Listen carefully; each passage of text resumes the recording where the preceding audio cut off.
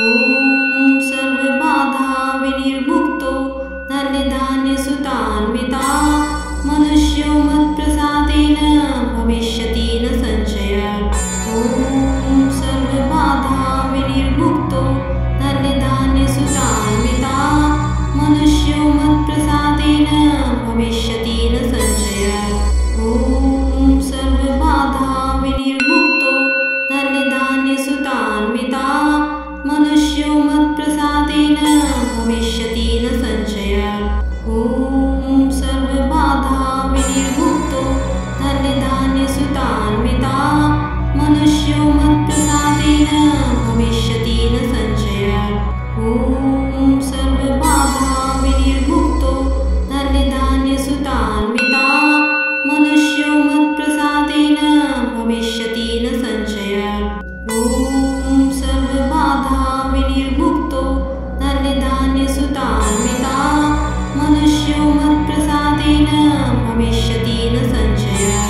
ॐ सर्वबाधा विनिर्मुक्तो धन्यधान्यसुतान्विता मनुष्यो मत्प्रसादेन भविष्यति न संशयः।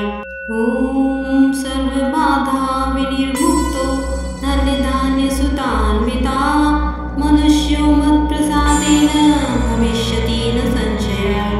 ॐ सर्वबाधा विनिर्मुक्तो धन्यधान्यसुतान्विता मनुष्यो मत्प्रसादेन भविष्यति न संशयः।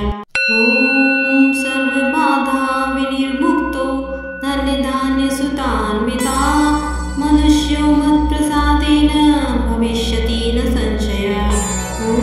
ॐ सर्वबाधा विनिर्मुक्तो धन्यधान्यसुतान्विता मनुष्यो मत्प्रसादेन भविष्यति न संशयः। ॐ सर्वबाधा विनिर्मुक्तो धन्यधान्यसुतान्विता मनुष्यो मत्प्रसादेन भविष्यति न संशयः।